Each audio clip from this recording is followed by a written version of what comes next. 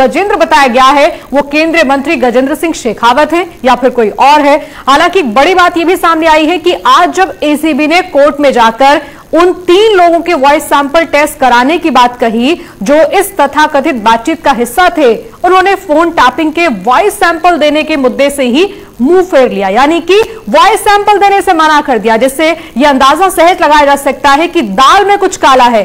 कांग्रेस और बीजेपी के बीच की इस लड़ाई पर हम चर्चा करेंगे, लेकिन सबसे पहले आपको दिखाते हैं बीजेपी ने आज 6 सवाल पूछे हैं कांग्रेस से। जिस तरह से फोन टैपिंग का मसला गरमाया, उस पर बीजेपी ने फ्रंट फुट पर आकर यह कहा कि जो कांग्रेस ने किया वो सरासर गलत है। राजस्थान के लोग अब डरने लगेंगे कि कहीं उनका फोन टैप ना हो जाए। पहला सवाल यह पूछा गया कि क्या आधिकारिक रूप से फोन टैपिंग की गई है, बल्कि यह भी कहा गया कि जब ये फोन टैपिंग की गई वो समय भी बताया जाए, कितने महीनों से ऐसा चल रहा था। फोन टैपिंग की गई तो क्या ये संवेदनशील इश्यू नहीं है? एक और सवाल बीजेपी की तरफ से पूछा गया इस मसले में, बल्कि यह भी कहा गया तीसरे सवाल के जरिए कि अगर फोन टैपिंग हुई तो क्या इसके लिए एसओपी का पालन किया गया, स्टैंडर्ड ऑपरेटिंग सिस्टम अगर उसका पालन किया गया है तो यह जानकारी भी देश के सामने रखनी चाहिए, क्योंकि इस तरह से स्टेट लेवल पर फोन टैपिंग का यह मसला कोई पहला नहीं है, इससे पहले भी ऐसे वाकये हुए हैं। लेकिन चौथा सवाल यह है, क्या गहलोत सरकार ने खुद को बचाने के लिए ऑडियो टेप का प्रोपेगेंडा खड़ा नहीं किया, क्योंकि यही वो सबसे बड़ा सबूत है अशोक गहलोत के हाथ में, कांग्रेस सरकार के हाथ में राजस्थान में। पांचवा सवाल यह कि क्या राजस्थान में किसी भी व्यक्ति का फोन टैप किया जा रहा है? ये तो विधायकों का मसला है, इसलिए लोगों के सामने और न जाने कितने लोग हो सकते हैं जो फोन टैपिंग का शिकार हुए होंगे। पांचवा और आखिरी सवाल यह है, जिस तरह से बीजेपी और कांग्रेस की लड़ाई आगे बढ़ती गई है उसमें एक और सवाल पूछा गया कि क्या अप्रत्यक्ष रूप से राजस्थान में इमरजेंसी नहीं लगी है, क्योंकि ये उसी हालात में मुमकिन है। फोन टैपिंग का अधिकार एजेंसियों के पास होता है, लेकिन सेंट्रल लेवल पर, केंद्रीय स्तर पर। अब इसी बीच में एक ऐसे विधायक जो कल तक मंत्री थे, उन्होंने ट्वीट किया है, अशोक गहलोत की उस बात पर तंज भी कस दिया है जिसमें अशोक गहलोत एक दिन मीडिया के सामने आकर हैंडसम अंग्रेजी बोलने वाले नेताओं को निशाने पर ले रहे थे। यह विश्वेंद्र सिंह है जिन्होंने ट्वीट किया है, कुछ दिन पहले मंत्री थे, बर्खास्त कर दिए गए हैं। लिखा है, हैंडसम तो पूर्व प्रधानमंत्री राजीव गांधी भी थे और अंग्रेजी भी अच्छी खासी बोलते थे, लेकिन साथ में उन्होंने कहा है कि बस मैं बोल रहा हूं। इसका मतलब किस तरह से लिया जाए, अब आप अंदाजा लगा सकते हैं कि उन्होंने अशोक गहलोत के उस तंज का जवाब दिया है जिसमें उन्होंने सचिन पायलट को हैंडसम अंग्रेजी बोलने वाला नेता बताकर कहा था कि वो ग्राउंड की जमीनी हकीकत नहीं जानते हैं। यह ट्वीट उसी तंज भरे अंदाज में किया गया विश्वेंद्र सिंह की तरफ से। अब बर्खास्त कर दिए गए हैं, मंत्री नहीं है, लेकिन अपनी नाराजगी वो भी जाहिर करते रहे समय समय पर कि जो हुआ अशोक गहलोत की तरफ से, सरकार की तरफ से जो किया गया वो दरअसल एक ब्लेम गेम का शिकार हो गए। लेकिन आज कई तरह की प्रतिक्रिया इस मामले पर सामने आई, खासकर फोन टैपिंग के मसले पर। क्या कहा है नेताओं ने, आप भी सुनिए। भंवर लाल जी या विश्वेंद्र सिंह जी नहीं कह रहे हैं कि हमारी बात को टेप किया गया है। बहुत ही आश्चर्य की बात है कि भाजपा का केंद्रीय नेतृत्व दिल्ली में बैठ करके पीसी करता है और जो समित पात्रा जिस चीज के लिए जाने जाते हैं उस तरीके का झूठ पे झूठ बुलाने का काम करता है और एक असफल प्रयास किया जाता है अपने आप को बचाने का। गहलोत जी ये कहते हैं कि कोई हैंडसम हो, कोई सुंदर हो, कोई अंग्रेजी कहे, कोई बाइट दे, उससे वो जमीनी नेता नहीं बनता है। क्या ये सब कुछ फोन करके भारतीय जनता पार्टी कंट्रोल कर रही थी? क्या ये ऑडियो के माध्यम से भारतीय जनता पार्टी कंट्रोल कर रही थी? Of course not. The sin was theirs. पाप उन्हीं के घर में था, दाग उन्हीं के घर में था और ये सारा षड्यंत्र उन्हीं के घर में रचा जा रहा था। Conspiracy existed with in the Congress party. Bharatiya Janata party नहीं, ये भारत की जनता जानना चाहती है कि उनकी प्राइवेसी खतरे में है क्या। ये राजस्थान की जनता जानना चाहती है कि उनकी प्राइवेसी खतरे में है क्या। क्या the standard operating procedure way followed. देखिए, संवैधानिक प्रक्रिया का पूरा करना अनिवार्य होता है। ऐसे में प्रश्न है भारतीय जनता पार्टी का कि संवैधानिक प्रक्रिया को पूरी की गई कि नहीं। राजस्थान में आज इमरजेंसी लगाया नहीं गया है क्या? ये जो अप्रत्यक्ष रूप से आप जिस प्रकार फोन को टेप करना, उन लोगों के प्राइवेसी के अंदर घुसने की बात कर रहे हैं, क्योंकि आप तो बोल रहे हैं सब कुछ ऑथेंटिक है, सीना ठोक के बोल रहे हैं, तो ये जो इमरजेंसी की सिचुएशन क्यों लगी है? एक पार्टी है भारतीय जनता पार्टी जो राजस्थान में विधायक खरीदने में लगी हुई है, दूसरी पार्टी है कांग्रेस पार्टी जिसके अंदर की एक गंदी राजनीति चल रही है उठा पटक की, खरीदो बेचो की। और कांग्रेस पार्टी तो ऐसा प्रतीत हो रहा है पूरे देश में टुकड़े टुकड़े हो रहे हैं। कांग्रेस के लिए तो वो गाना याद आता है कि मेरे दिल के टुकड़े हजार हुए, कोई यहां गिरा कोई वहां गिरा, और जो जहां गिरा वहीं राज किया। ये पढ़ रहा हूं आंकड़े, कांग्रेस पार्टी किस राज्य में कितना बिकी, कितने एमएलए उसके भारतीय जनता पार्टी के हाथों बिके और मंत्री पद के लालच में बिके। उत्तराखंड में 9 विधायक, अरुणाचल में 43 विधायक, मणिपुर में 4 विधायक, गुजरात में 16 विधायक, गोवा में 10 विधायक, कर्नाटक में 17 विधायक, मध्य प्रदेश में 20 विधायक और तेलंगाना में 12 विधायक, और अभी राजस्थान का नाटक चल रहा है। ये हालत है इस समय सियासत की राजस्थान के अंदर, जो पहले शुरू हुई थी कि ये पारिवारिक दरअसल कुछ ऐसी उठापटक है जिसको शांत कराने के लिए जयपुर से लेकर दिल्ली तक एक्सरसाइज या कसरत एक तरह की हो रही थी कि मान मनोबल का दौर चल रहा था। लेकिन अब दरअसल उस पारिवारिक झगड़े से निकलकर सियासत इस कदर न सिर्फ परेशान कर रही है सियासतदानों को और आम लोगों को कि राजस्थान के अंदर दिल्ली तक, मानेसर तक पहुंचने तक क्या ऐसा बदल गया जिसमें कुछ ऑडियो सामने आ गए। और अब चर्चा यह होने लगी है कि कहीं इससे भी बढ़कर मामला तो नहीं है, कहीं ऐसा तो नहीं कि तमाम वो नेता जो इस समय विधायक के रूप में, मंत्रियों के रूप में गहलोत सरकार का हिस्सा हैं, कहीं उन सब की फोन टैपिंग तो नहीं कर दी गई है। कई ऐसे सवाल है जिस पर हम बातचीत करेंगे। खास मेहमान हमारे साथ जुड़े हुए हैं, उनका परिचय आपसे करवाते हैं। आनंद झा जी हैं, बीजेपी से हमें ज्वाइन कर रहे हैं, बहुत बहुत स्वागत है आनंद जी आपका। दौलत राज नायक हैं, कांग्रेस से पूर्व विधायक हैं राजस्थान से, बहुत बहुत स्वागत है आपका दौलत राज नायक जी। संजीव कौशिक हमारे साथ हैं, पॉलिटिकल एनालिस्ट हैं, बहुत बहुत स्वागत है संजीव जी आपका भी। पहला सवाल दौलत राज जी मेरा आपसे ही है, राजस्थान के अंदर ऐसा कोई उदाहरण आपको याद भी नहीं आएगा कि कभी कोई ऐसी परिस्थिति बनी हो, खासकर कांग्रेस ने इसकी शुरुआत की कि हमारा ये पारिवारिक झगड़ा है, परिवार का है, पार्टी का है, हम निपटा लेंगे। लेकिन अब जो स्थिति बनी हुई है, फोन टैपिंग के मसले पर कोई क्लियर जवाब कांग्रेस नहीं दे रही है, और जिनको वॉइस सैंपल टेस्ट के लिए कहा भी गया, मामला कोर्ट में है, वॉइस सैंपल देने को भी वो विधायक और वो नेता नहीं तैयार हैं जिनकी आपस में बातचीत हुई थी।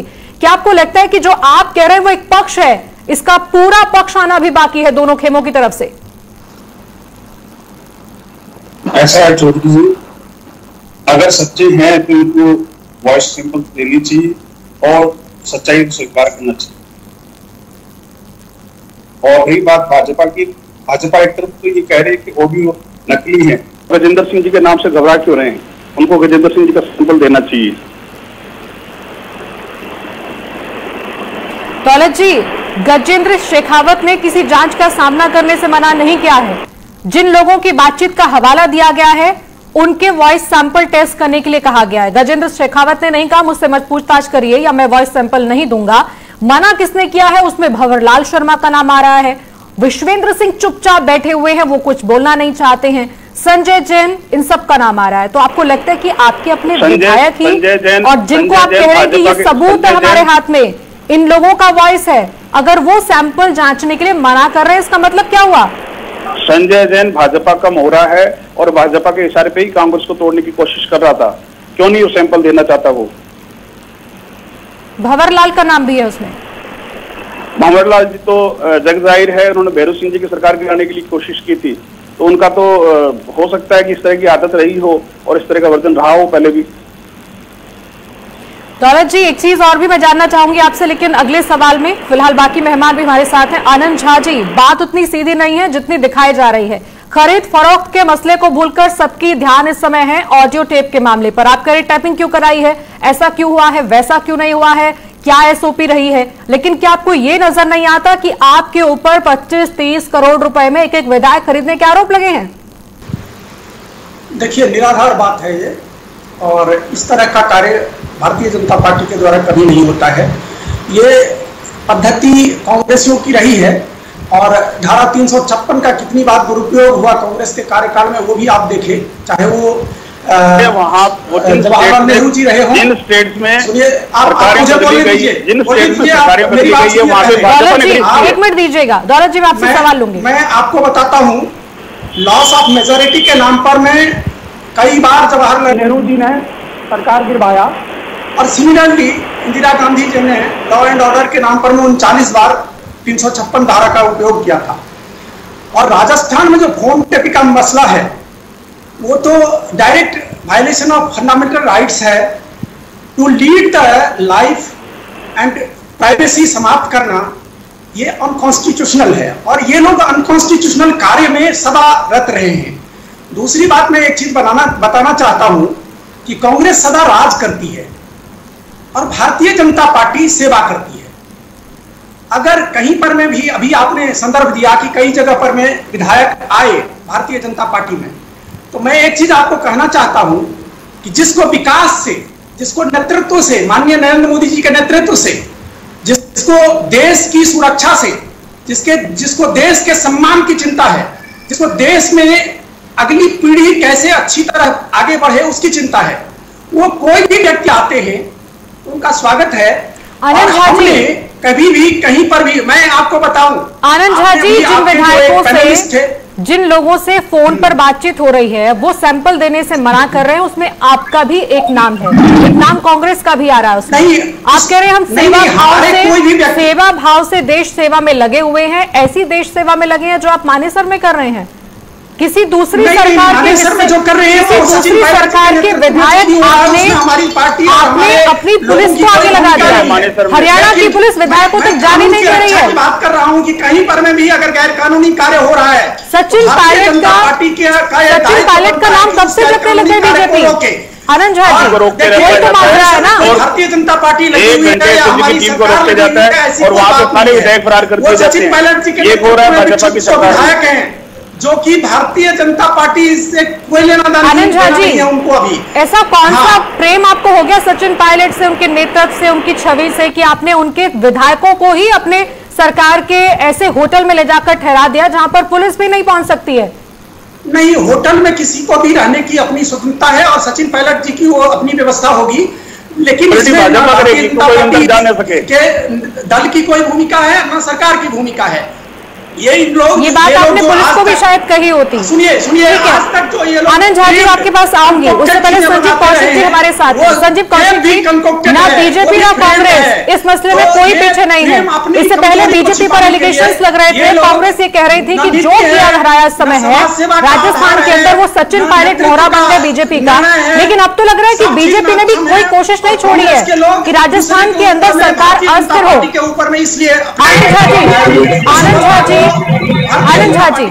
आनंद झा जी आपके पास आएंगे। संजीव कौशिक जी हमारे साथ हैं। संजीव कौशिक जी, पहले तो लगातार कांग्रेस ये कह रही थी कि सचिन पायलट मोहरा बन गए हैं, बहक गए हैं, वापस बुला लेंगे।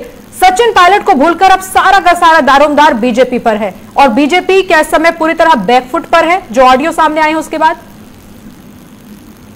देखिए, एक तो पहली बात की आवाज आपकी मुझे क्लियर नहीं आ रही थी, लेकिन जितना मैं समझ पा रहा हूँ उसके अनुसार मैं यदि बात करूँ तो सच ये है कि आज के वक्त में भारतीय जनता पार्टी और सचिन पायलट दोनों की बात यदि की जाए तो दोनों एक तरह से बैकफुट पे आते हुए दिखाई दे रहे हैं। हम लोग बैठ के यदि चर्चा कर रहे हैं या भारतीय जनता पार्टी की तरफ से ये आरोप यदि लगाई जा रही है कि ये गलत हुआ है या सचमुच में फोन टैपिंग जो 4-5 आपने सवाल सुबह में प्रेस कॉन्फ्रेंस में जो बताया गया था भारतीय जनता पार्टी के द्वारा, तो उस पर यदि हम चर्चा करें तो सच ये है कि ये सारे जो सवाल है या जिसके बारे में जवाब खोजने की कोशिश की जा रही है, एक मूल घटना से जनित ये सारे सवाल हैं। मूल घटना ये नहीं है, मूल घटना ये है कि एक चुनी हुई सरकार को जो पहले से चलती चली आ रही थी उसको केंद्र में बैठे हुए एक मंत्री के द्वारा राजस्थान की सरकार को अस्थिर करने का प्रयास किया गया और वहां एक खरीद फरोख्त की बात हो रही है।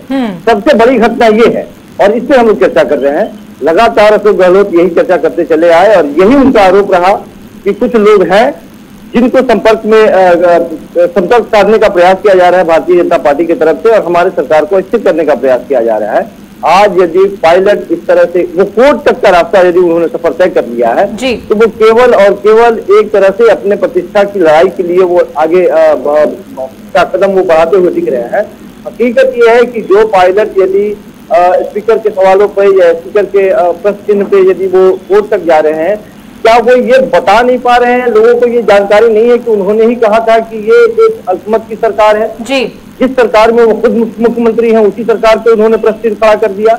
यदि उन्होंने प्रश्न चिन्ह खड़ा कर दिया और आज यदि कोर्ट में जाके वो ये कह रहे हैं कि मैंने ऐसा कोई पार्टी के विरोध में गतिविधि मैंने कोई नहीं किया, या एक साथ कुछ विधायकों को लेकर के बाहर किसी होटल में ठहरना गुनाह नहीं है। वो तमाम तरह की बातें हैं, लेकिन नियत लोगों को समझ में आ रही है। दूसरी चीज कि पायलट ने अपनी जहाज तो उड़ा दी, लेकिन उसके लिए मुकम्मल वो जमीन की तलाश में अभी तक लगे हुए हैं, और मुझे लगता है कि जमीन नीचे से खिंच गई है।